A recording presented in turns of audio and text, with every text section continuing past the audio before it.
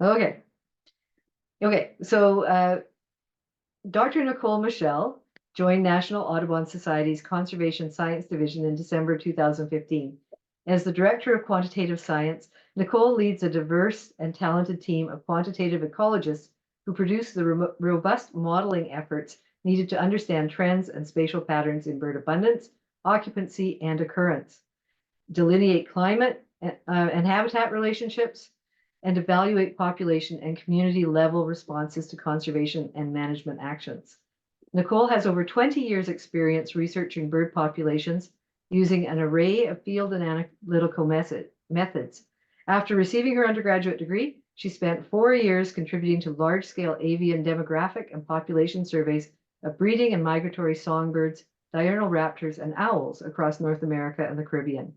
She joins us tonight to help us understand why a project near and dear to our hearts, the Christmas bird count, is very important for the understanding and conservation of bird populations. So all the way from Portland, Oregon, or close to it, the suburbs of Portland, Oregon, is Nicole Michel. Thank you for being here, Nicole. All right. Well, thank you so much, Anne, for that wonderful introduction. And thanks to all of you for coming here today. So let me just share my screen here. Yes. Okay. There we go. All right. So hi, everybody. My name is Nicole Michel. And as Anne said, I am based in Portland, Oregon. I've been working with National Audubon Society for a little over 8 years now, and I'm the Director of Quantitative Science. And so I and my team work on a number of projects, including analyzing the Christmas bird count, thanks to all of the wonderful data that you all collect. And so I'm so excited to be here today to some of what we've learned from the data that people like you have gathered for the last 123 years. It's incredible. So just to give you a little outline of our talk today, we're going to start with an introduction, and then I'm going to talk a bit about some of the challenges that we're facing in bird conservation. I'm going to go over a brief history of the Christmas bird count, talk about kind of how it works behind the scenes, how it's run, and then get into what it tells us about our birds. And then, talk about some other ways that CBC has been used to inform conservation.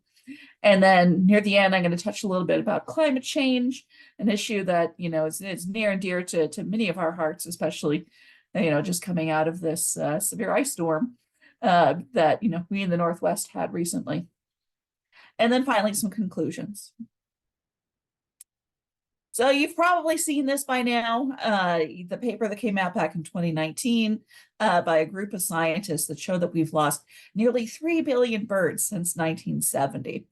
And the losses were most severe amongst migratory birds, which lost over 2.5 billion birds from their total population since 1970. But when you look at it proportionally, the greatest losses have been amongst grassland birds. It's been a total of just over 700 million birds lost.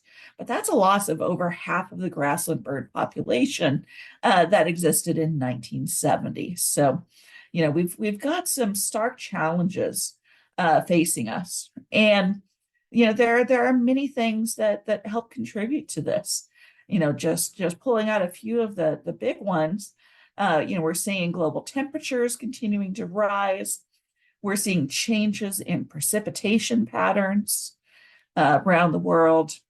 Looking at land cover, we're seeing, losses in forest cover, globally, including, across Canada, even right in the, British Columbia, Victoria region.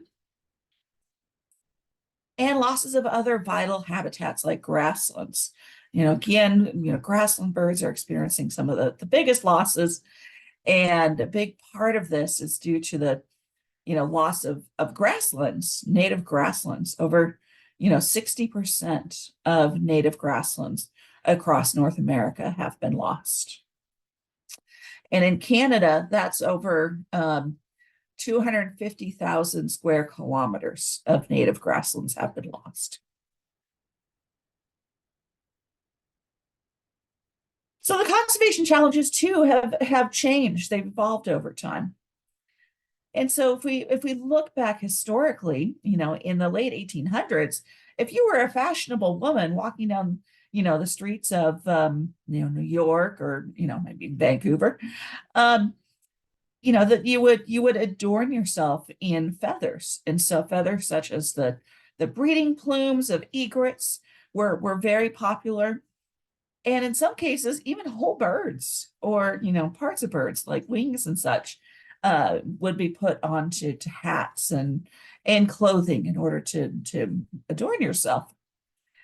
And, after some years of this, there began to be a growing awareness of the need for conservation, seeing the sheer numbers of birds that, were being, usually killed in order to produce all of these feathers for the millinery trade. So, these feathers, as fashion was all the rage. And, the results were really frightening. Here is, just one picture of a hunt of great egrets for these beautiful breeding plumes that you can see there. And one of the traditions that was quite popular back in the late 1800s was, on Christmas Day, the men would get together and they would, bundle up and they would go out for a side hunt. And, so it was this big tradition where you'd go out and, people would compete to see, how many birds they could kill and they could, bring back by the end of the day on Christmas. And that led to just some really large, losses of birds. And so Frank Chapman came along, near the end of the century, and said that these side hunts are, actually, really quite problematic. You're seeing reports of hundreds of non-game birds that are slaughtered, during a single hunt, and so there's a real need to begin to reconsider this activity. And so what he proposed back in 1900 is, instead of going out and killing as many birds as you can, go out and count as many birds as you can. And, then leave the birds to go on about their way. And so thus in 1900 began the Christmas bird count. And so every year since, and yes, even during the pandemic, during those dark winters of 2020 and 2021, volunteer birders have gone out and they have counted birds during the holiday season. And so this combined effort has evolved into, one of the two most important bird databases of the Americas that are known to science. The other one, of course, being the Breeding Bird Survey, which occurs during the breeding season in the summer. So, and the Christmas bird count, an advantage of it over even the Breeding Bird Survey is it's a group activity very often. It's fun and it's social and it's educational. Anne was just talking about, the beginning birders going out and the kids doing the CBC Kids Walk, and sometimes even the adults doing the CBC Kid, that they can, begin to learn. People will go out and they have a good time and they're learning from their companions, and then they're going to come back year after year. And so this is, a count that I did in California several years ago. Here's one in New York. You see the masses, obviously places it is during the pandemic. But on top of all of this, on top of being, fun and educational, it's scientifically valuable as well. We're learning a lot about bird populations from the Christmas bird count. I just want to talk a little bit about some of the important people in the history of the Christmas bird count. So I've already mentioned Frank Chapman. So he started the CBC in 1900, and he managed it until he retired as the editor of the journal called Bird Lore that tallied all of the results at that time. And his retirement was in 1934. And so at that point, a gentleman by the name of Chan Robbins, a just wonderful, kind, intelligent man, I had the fortune of meeting a few times before he passed away. He also founded the Breeding Bird Survey, as I said, the other large count that is a tremendous source of data on bird populations. But he began compiling and participating in Christmas bird counts in that season of 1934 when Frank Chapman retired. And he kept counting until 2016, shortly before he passed away just a few years ago. And then we have Jeff LeBaron. I am proud to call Jeff LeBaron a colleague. He too is just one of the kindest people I've ever met, and so incredibly knowledgeable, about any bird in any place in any count. He has served as the Christmas Bird Count Director since 1987. And unfortunately, as you may have heard, this last count was his last count as our director. He is taking a well-deserved retirement. So looking back, let's compare how it started with how it's going. So in 1900, in its first year, there were 27 volunteers counting at 25 count circles. They saw a total of over 1,800,000 birds of 89 species. And this occurred in 2 countries, presumably the US and Canada. Well, then in our most recent count that we have the stats for 2023. So whenever I use these numbers, as you know, the counts span the calendar year. So these numbers are referring to the second, the year that occurs in January. So by 2023, I'm referring to the 2022-2023 count. So in that count, there were over 79,000 volunteers at over 2,200 count circles. They counted over 40 million birds of over 2,600 species. And these circles were distributed across 21 countries in the Western Hemisphere. So altogether, though, over its history, counts have occurred in 34 countries across the Western Hemisphere, and there even has been a count in Antarctica. Not in the most recent year, but there has been previously. So a few highlights from the 123rd count year. It had the second highest number of CBC circles that were surveyed, and the third highest number of participants. We're seeing people coming back now after the pandemic. And 2 new bird species, native bird species, or species that have adapted, were added, seen for the first time in the 123rd count. And these were the southern lapwing and the wood sandpiper. And then also there was 1 new exotic species, the burrowing parakeet, was seen in San Diego. So the most species in Canada was seen on your count, on the outstanding Victoria count. But when you look globally, the count that typically sees the most species is in Ecuador. It's the Mindo Tondayapu count, where they had over 354 species in the 2023 count. And now when you're looking at the most observers, and this is globally, you guys are knocking it out of the park. So, as you know, you have the most field counters, 306 in the 123rd count. Although I'm afraid to say that Edmonton did edge you out with their incredible feeder watch program that brought them to a total of 426 counters. So you're probably already familiar with it, but just briefly, the Christmas bird count, it involves people going out and surveying a 15-mile diameter circle. All bird species, individuals that are seen or heard are counted, and people, do their best to avoid double counting. And, observers also record the weather, the number of counters, and the hours and miles spent counting, which is really important to have that effort information. And then there's also, feeder watch. All the counts occur within one 24-hour period, count day, that falls sometime between December 14th to January 5th. And then, of course, there's also count week, which has slightly different rules, but it's a way to get some unusual birds that are in the area but not spotted on count day itself.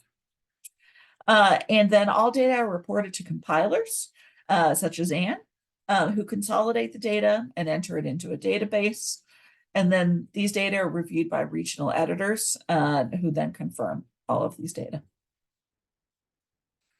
So there's actually two ways now. So the one that I just mentioned is that, the compilers collect all the data at the end of the count and then enter it through our Audubon data entry portal. But there are some circles now that are using eBird. And so eBird has a portal where you can go in and enter your CBC results. So what happens? So you have your counters, that share their data with the volunteers, who then enter the data either directly through eBird or give it to the compiler and enter it through our data entry portal, and it goes through the CBC reporting database server. And then it goes to our analysts. And so this is my colleague, Tim Meehan, on my team. He is our CBC statistical whiz, and he's the one that takes all of these data and produces these trend analyses that I'm going to show you that tell us about how bird populations are doing.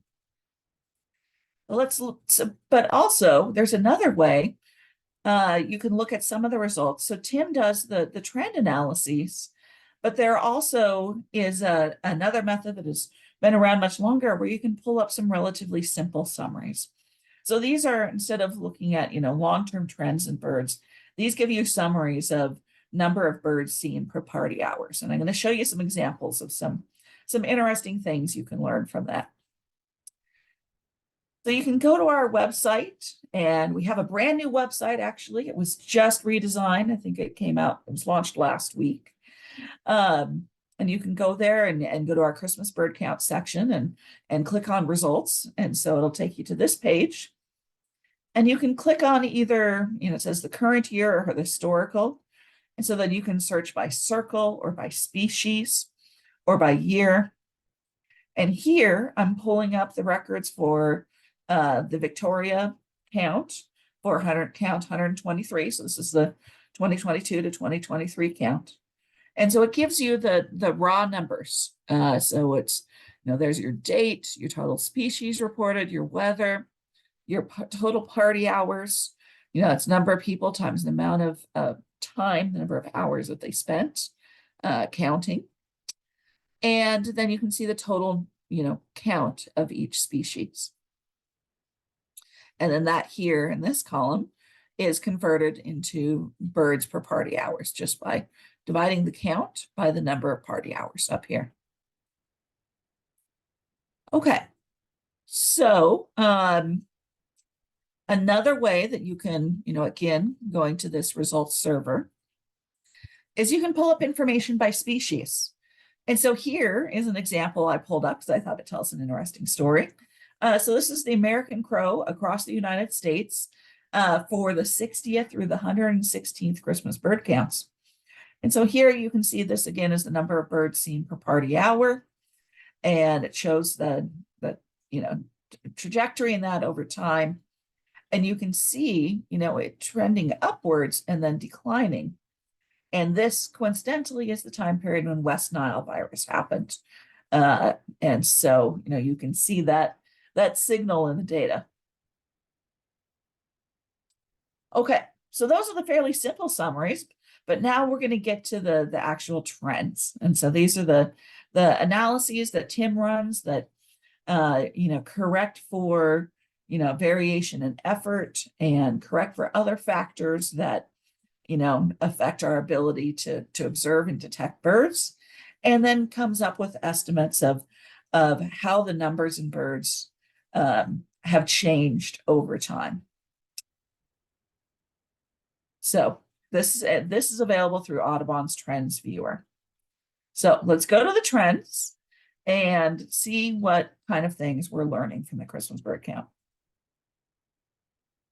Well, so I'm going to present the results through 2021. This analysis is pretty intensive, and so we only run it about every 3 years. So there's going to be a new analysis coming out soon. But right now, this analysis is from 1966 to 2021. And so there were a total of 512 species that there were enough observations for that we were able to determine their long-term trends. And of those, we found that 284, which is just over half, 55%, increased over time. while just under half, 228 species or 45%, had their populations decrease over time. Now, if you break that up by, some different functional traits, as we call them. So, here we're looking at population trends amongst, birds that eat different foods. So you can see here that birds that eat fruits and insects, seeds, vegetation, vertebrates, we're talking like raptors here, and omnivores, birds that eat a variety of different types of foods, their populations are all relatively stable. Whereas nectarivores, so we're talking, largely our hummingbirds here, have seen their populations increase pretty substantially. So they're doing better on average. Now looking at their habitat, we are seeing, unsurprisingly consistent with previous results, that grassland bird populations are declining. We're also seeing declines in shrubland birds, while other groups of birds are generally, generally experiencing stable population trends. Now this is looking at urban affiliates, and we're seeing that, unsurprisingly, that birds that do well in urban areas, do well around people, are seeing population growth as compared to birds that are not adapted to people and development. Here we're looking at migration strategy, and we are seeing, as other studies have shown, that birds that migrate longer distances, perhaps birds that are breeding up in Alaska or the boreal forest, and wintering further south in the CBC region, are experiencing greater declines than other birds. Interesting thing is that even though over half of our species are increasing, when you look at the total numbers, that how many total birds did people see in a year? As I mentioned, in 2023, it was over 40 million birds.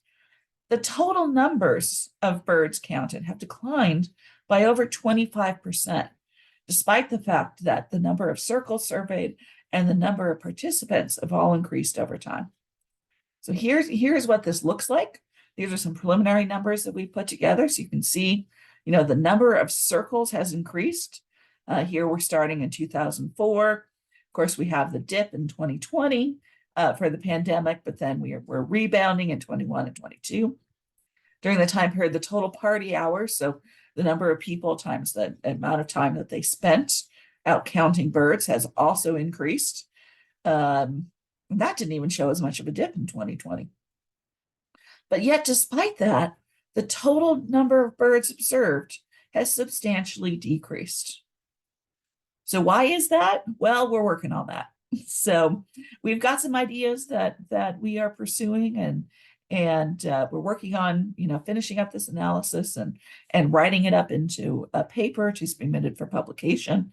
So stay tuned for more information on this soon. Okay, so looking at some individual species, just to pull out some interesting examples of some of the patterns we're seeing. So we're seeing declines amongst grassland birds.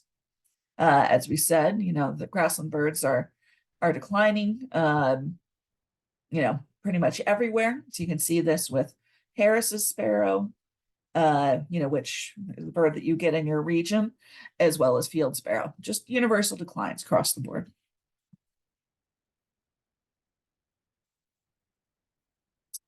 Oh, shoot. Sorry, oh, here we go.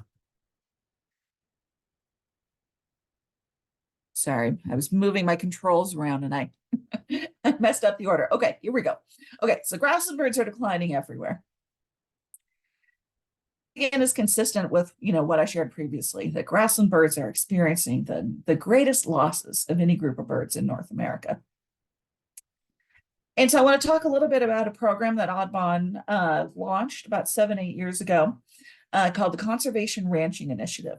And so this initiative is designed to stabilize declining grassland bird populations together in partnership with private landowners and land stewards.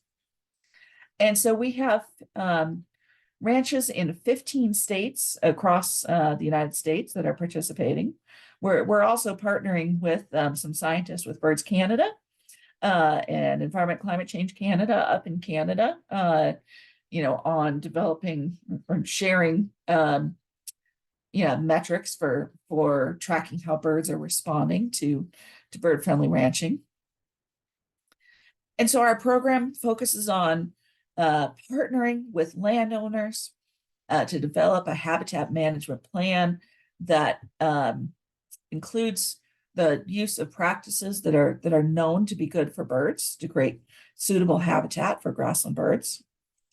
Our program also incorporates animal health and welfare. So our ranches, certified ranches commit to properly caring for the livestock. And we also focus on environmental sustainability. So amongst other things, ranchers participating in the program commit to restrict pesticides, including banning the use of neonicotinoid pesticides, pesticide that we know is causing a lot of problems for grassland birds.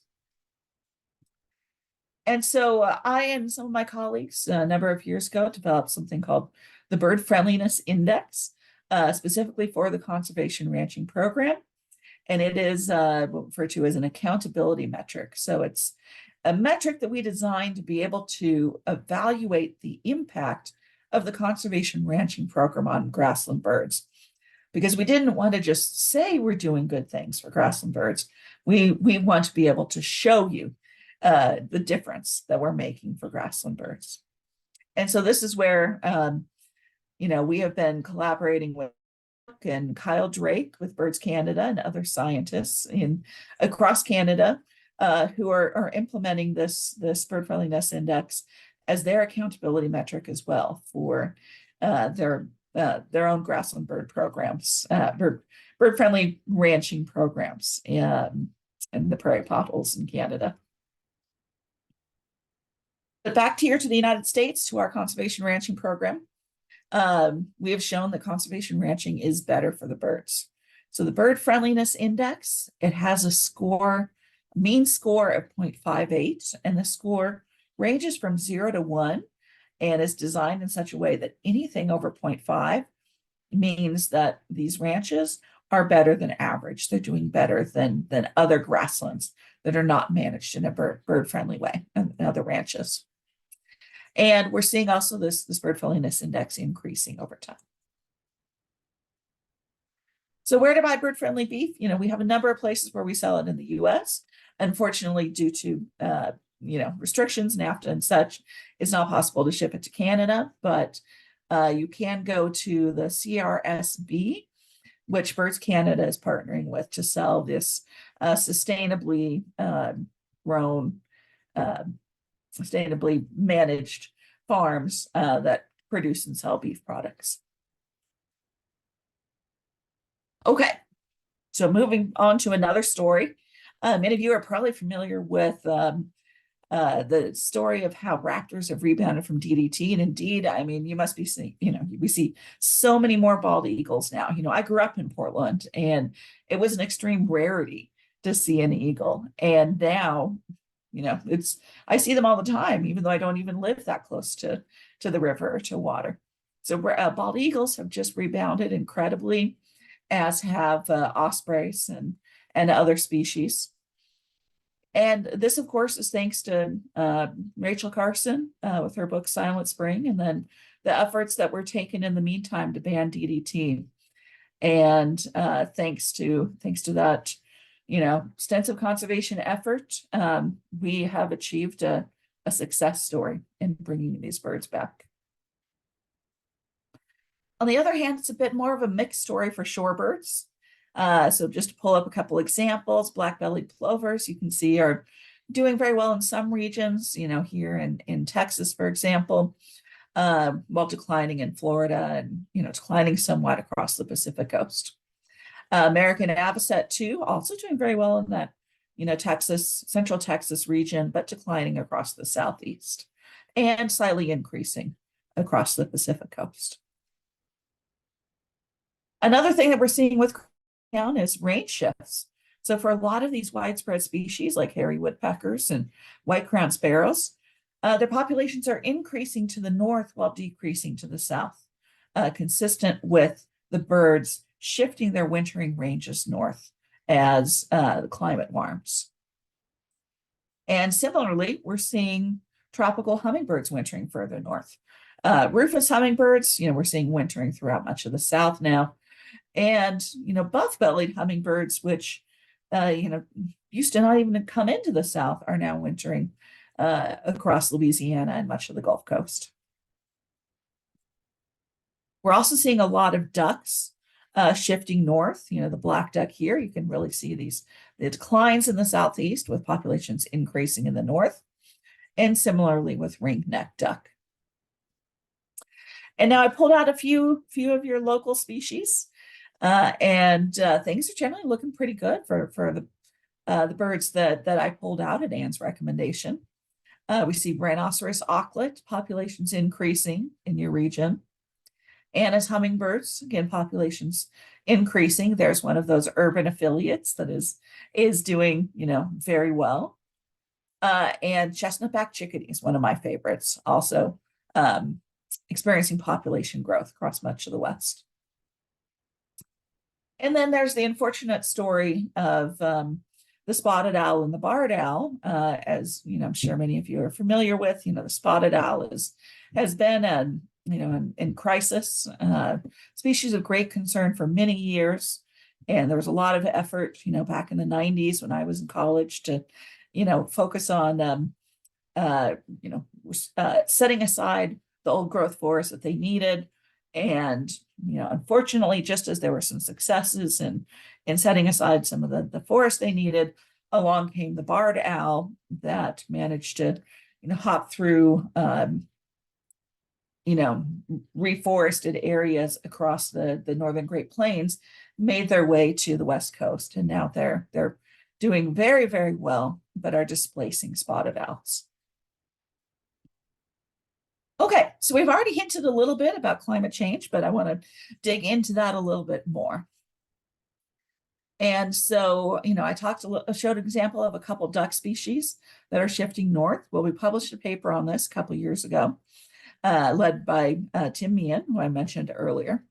And we showed that for, a dozen or so species of ducks that in the Mississippi and the Atlantic flyways, that their populations are shifting north. So here we can see the average Christmas bird count abundance trend for these species, and it's declining across the south and increasing in the north, as you would expect. And this is quite problematic. The duck hunting is a very popular pastime and activity and food source as well for a lot of people in the south.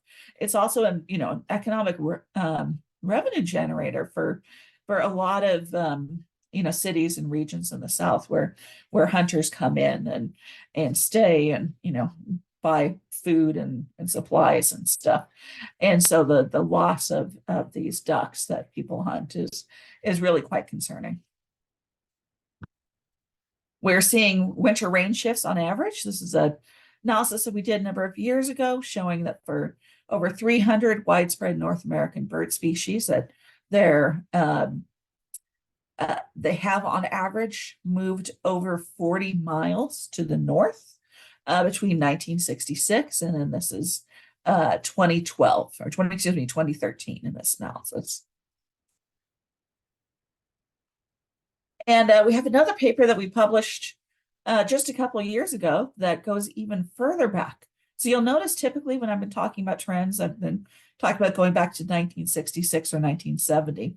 And this is because that is when, both when the breeding bird survey started, which we often compare to, because that started in 1966, but also the Christmas bird count protocol changed in the mid-1960s.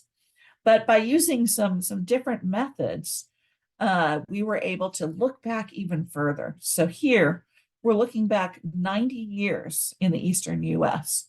and seeing as these, substantial range shifts over the decades. Here in mourning dove, and then sharp-shinned hawk is another example where we're seeing these dramatic range shifts. Here, interestingly, the population has actually shifted north. We're going to see here. Yeah, they're actually contracting south, and then now they're beginning to shift north. So some really fascinating patterns going on. And in this paper that was published a couple of years ago, lead author Sarah Saunders, also on my team, the quant team, we used this 90 years of data from the Christmas bird count, and we compared the effects of climate change and land cover change, and showed that climate, what it's doing is it's limiting the winter range edge of species. So as I said, we're seeing these range shifts, but when you look at actual population changes locally, like in place, that is driven primarily by land use change. So climate is determining where the birds are, then the land cover is determining how they're doing, where they are. And that's especially true for species that have, fairly limited and distinct habitat preferences, like grassland birds and shrubland birds. Well, so given these impacts, that we've already seen from climate change, and given the predictions of how the climate is going to continue to change over the next 50 to 100 years, a few years ago we asked, well, what if you were writing the Sibley Guide to the Birds of 2080? What would the range maps look like in this? And so that led us to the report that we put out in 2019 called 389 Bird Species on the Brink. This is our survival by degrees analysis. And so with this, we were able to show how bird ranges are going to change under future climate warming, and where birds will be losing range, and also where birds will be gaining their range as they're shifting further north. And then you can combine those to find out your net range loss or net range gain over time. And so here we show the current range for the wood thrush, and then we have two projections. And so the first one is projected under a scenario where the global climate warms 1.5 degrees Celsius. Of course, if you follow the news, we're already very close to that. It's been so even with a 1.5 degrees Celsius warming, we're already seeing range loss in all these areas shown in red, kind of around the edge of the range.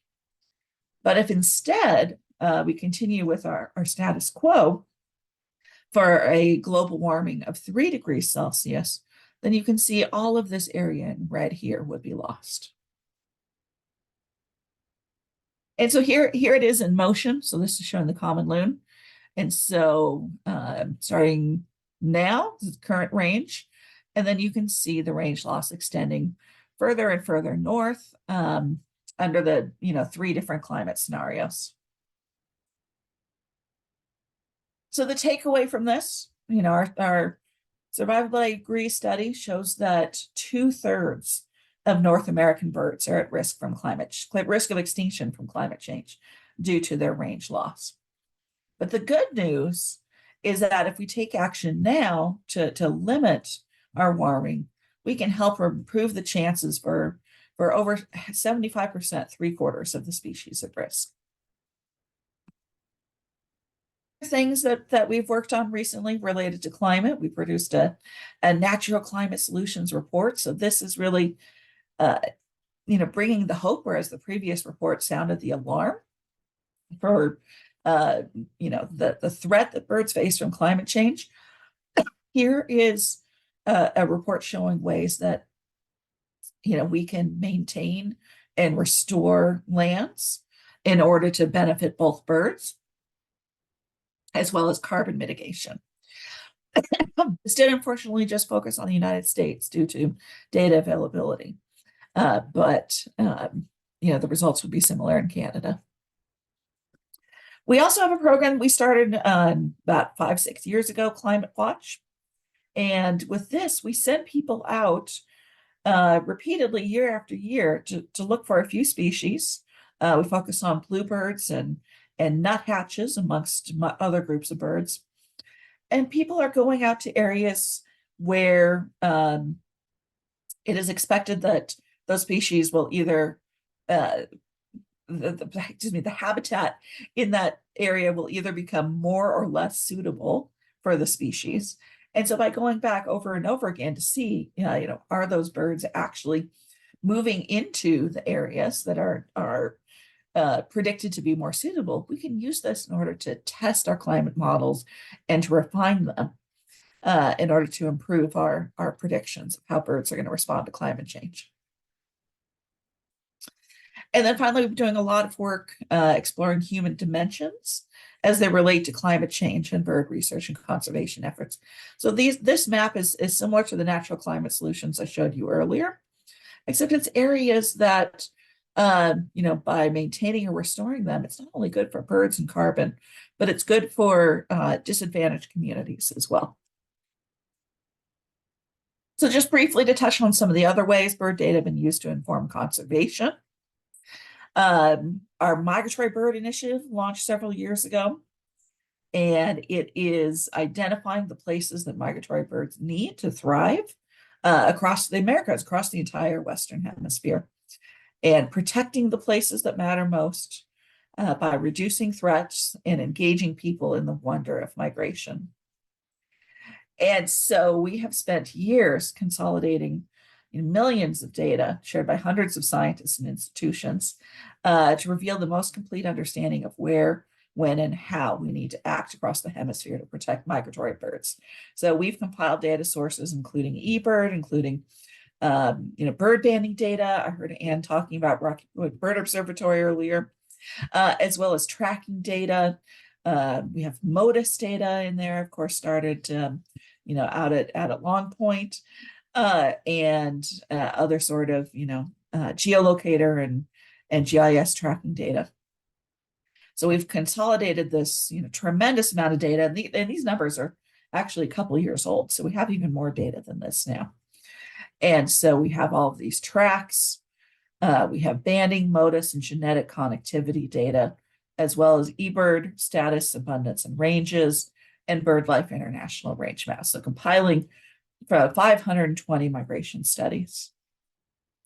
And we're using this to develop tools such as our Bird Migration Explorer. This is available online. You can just go Google Bird Migration Explorer, and you can do things like pull up your favorite species and see where it travels, the threats it's facing along the way. You can enter your location, and then it will show you all of the places that birds that have been encountered in your location have also been encountered. So if a bird was banded at Rocky Point, and then it was also seen up in Alaska, and then maybe it was observed in the winter down in Colombia, that will show up here. So it's really fun and informative to check this out. And we also use this data to learn more about the areas that are most important to prioritize, to maintain and restore in order to protect birds throughout their annual cycle. So, if you want to protect your birds that are breeding there in Victoria, you need to protect not just, the areas where they're breeding, but also the areas where, they're passing through and they're spending the winter. So this is a paper that we published just this last year, going through this continental, not this continental, but this hemispheric prioritization process.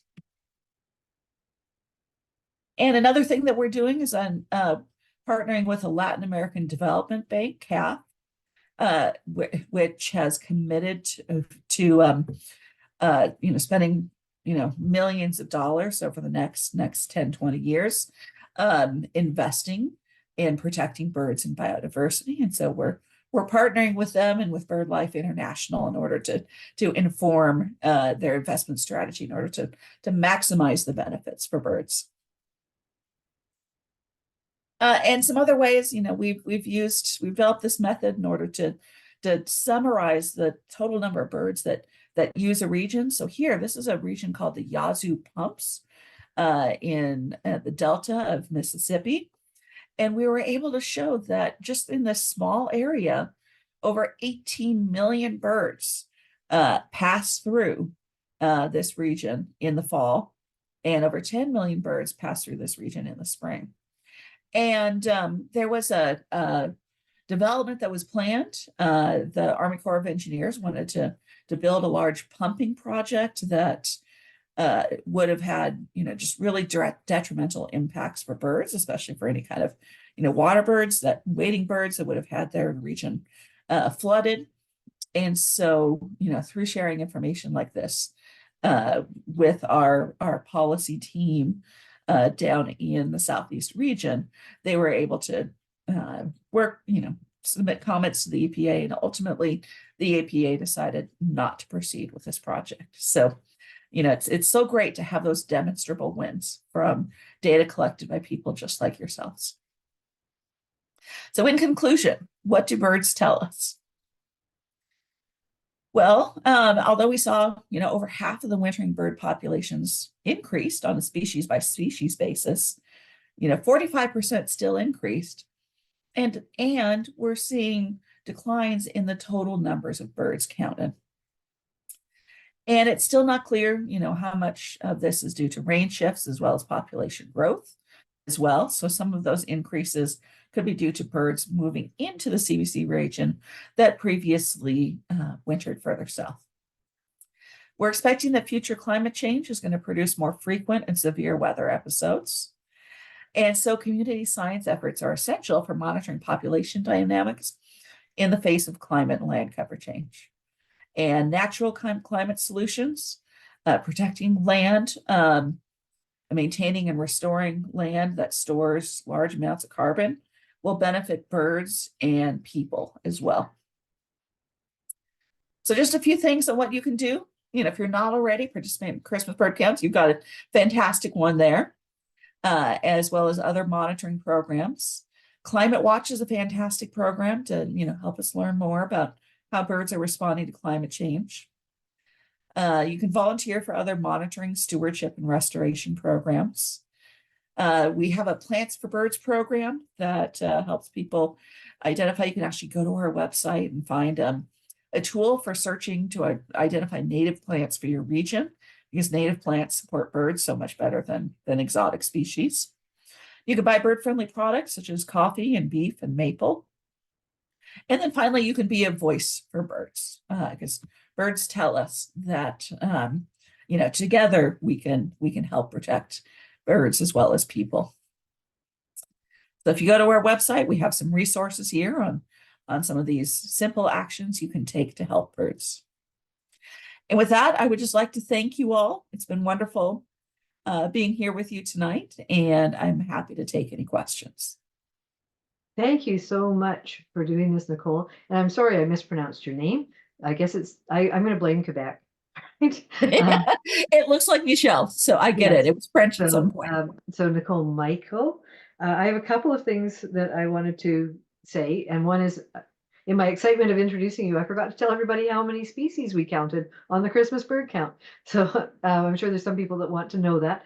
So the Victoria Circle had 143 species, including 3 new ones for our zone: gray catbird, pygmy nuthatch, and white-breasted nuthatch. We knew about the nuthatches. We didn't know about the catbird. That was, I think, our only surprise bird on the Victoria count. One of our counters, Nicole, is going to be in Antarctica during the period next year. I'm trying to talk him into doing another Antarctica count. So we'll see if I'm successful with that. And yeah, so thank you very much. That was really interesting. And I hope for a lot of people here, it shows that there's it's more than just fun. It actually is important work that we're doing by gathering this data. Does anybody have a question for, Rod is clapping. You can unmute yourself and just ask the question, or you can put it in the chat and I will relay it. Anyone have a question? I do see one in the chat already. Yes. So are you working with conservation authorities, First Nations reserves, and other organizations trying to preserve habitat? Yeah, absolutely. I mean, we have so many collaborations and partnerships with other organizations. One of my colleagues, Carrie Gray, she is part of our boreal team, and she and the rest of the team are actually working closely with a number First Nations groups. They're in Canada. They're working primarily around the Hudson's Bay region. So we work with a lot of Indigenous groups in Canada, here in the United States. I'm involved in several partnerships, such as the North American Bird Conservation Initiative. We have Partners in Flight, American Ornithological Society. These are all groups that draw together, different organizations that care about birds. So we have, state and federal, provincial agencies from both, the U.S. and Canada, Mexico as well for Partners in Flight.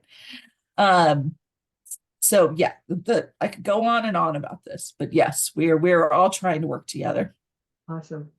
Don Kramer, who's one of our zone leaders for the Victoria Count Circle, has his hand up. So Don, what's your question? Yeah, my question is kind of related to the previous one, and that is you put a lot of emphasis on habitat loss and some on the potential for habitat gain. But in my quite limited experience with the Christmas bird count, people sort of go to better habitats where the birds are. So if you've got a lot of suburbs and then a big park with a variety of habitats or a shoreline, people go along the shoreline and maybe make a quick trip through the suburbs. So how does the Christmas bird count deal with habitat loss? Because if you turn a forest into a suburb without, especially a new suburb without many trees, who counts there to say that that area now has many fewer birds? Yeah, that's a really good question. And that we don't have that information. The way that the CBC has generally been conducted until now is, people just report the summed counts. So we can't link it to specific, parts of the circle. That's something we're really excited about implementing. As a matter of fact, we do have a program where you can actually go in online and you can use a web tool and draw different, I'm forgetting the word right now, but different sub-regions of your circle to assign the counts with. Yeah, but polygons. There's another word, but anyway. So yes, habitat has changed, but there are analyses that we've done and that others have done where you can use land cover data to associate those changes in habitat with changes in the counts. Yes, I can see how that might be essential to try to get that sort of a measure, because if people just keep going to where the birds are still remaining, if it's the good habitat, they're still getting reasonable counts, and even then some are declining. So it might be that the overall numbers are declining much more than the Christmas bird count would reveal, because of habitat loss and what we might say is losses of counting areas. Yeah, for sure. And even the good habitat that remains, if the larger, habitat has been lost, you're probably going to see, you'll see a short blip of increased number of birds gathering in a region, but over time, it's not going to support as many birds. Yes, of course. Yeah. Thank you. I think Nicole enjoyed the talk. Thank you. Thanks. I think Nicole actually mentioned that a couple of times, is that some of these decreases are happening despite increased effort. And I will say, for the Victoria Circle, in the 20 years or so that I've been coordinating it, we have a lot more decent birders in this circle than we did 20 years ago. So more skill and more people, and still some are declining. A lot are declining. I have a couple questions for you from the chat room. One says, how did you get the ranchers to participate in the bird friendly program? Were there any incentives? Yes. Good question, because I didn't touch on that. So especially some of them are participating just because they care about birds, and many of them have already been doing, good management for a long time, something they're very proud of. But also, the incentive for participating in the program is that they get to sell their products with this Audubon certified, grown on bird friendly land seal, and they get to sell this beef at a premium. So, I have heard from ranchers, participating in our program and programs like ours, who said it's that, the partnerships like this that enable them to actually make enough money from their ranching operations to keep the ranches going and pass it on to their kids. So it's one of those situations where there really seems to be a win-win. Excellent. Another question. For grassland birds, they were declining at the beginning of the reporting period, starting in 1966 or 70, generally representing about a 55% decline. But is there any information you have access that might suggest the decline started occurring before the 1970 date? Oh, absolutely. I mean, a lot of the grassland loss happened before 1970. Unfortunately, it's difficult to go back too much further. We did in that paper that I shared where we went back 90 years, though that was just the Mississippi and Atlantic Flyway. So it was east of most of the grassland region. Unfortunately, we just don't have enough counts, enough data to be able to speak to what happened pre-1970. But we do know that a lot of the most extensive grassland loss, conversion to agriculture happened before that date. Okay, the last question was for me, which I've answered in the chat. Is there anyone else who, Tom, I would have been shocked if you didn't have a question. I'm glad to see you speaking up. Excellent talk. If I can have two questions.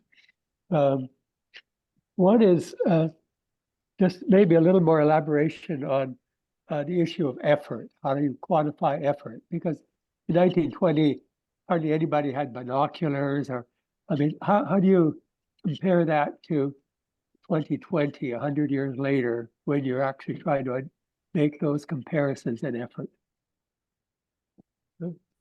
Yeah, for sure. That's a great question.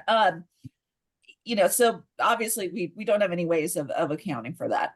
For the most part, we are only going back to 1966 or 1970. So we're not conducting very many analyses that compare to the early 1900s.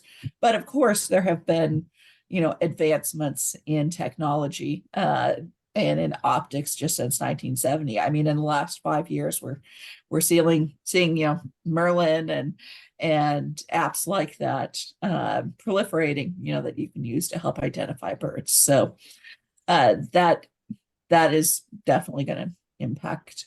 So in reality, your estimates of the decline are probably incredibly conservative compared to what there was 100 years ago. So you certainly would not be overstating those trends, if that would be a correct assumption there. Yes, because detectability has certainly improved over time. Right. The other is a sort of a I don't want to provide any criticism here at all, but in terms of big picture, I'm sort of reluctant here, but when my dad was a boy, there were 2 billion people on the planet. When I was a boy, there were 3 billion, and now there's 8 billion. The Earth is on its knees overwhelmingly because of habitat loss. In 20 years' time, 40 years' time, or 60 years' time, there's going to be whatever, maybe 20 billion, 15 billion.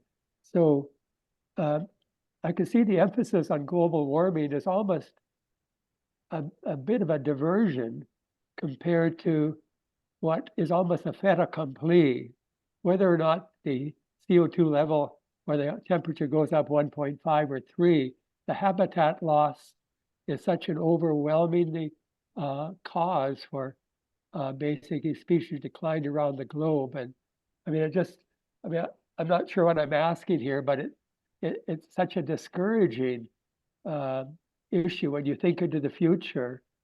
I'm glad these Christmas birds counts are happening.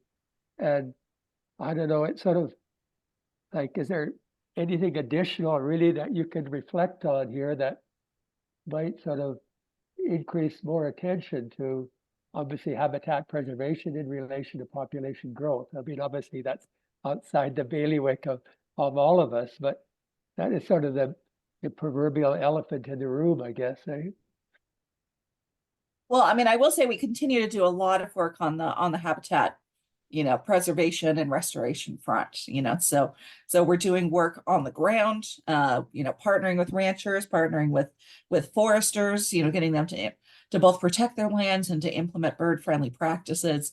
We're doing a lot of work on the policy front. We have a policy team that is, out there on the Hill every day, working with lawmakers to get them to pass, acts like RAWA, Restoring America's Wildlife Act, is a large one in the States. Unfortunately, I haven't lived in Canada in a few years, so I'm not as familiar with the issues there. But I know the COSWIC program, for example, deals with endangered species, and much of that comes back to habitat loss as well. So we are still, we're working on all fronts, as well as other ones. Things like pesticides are a concerning issue as well.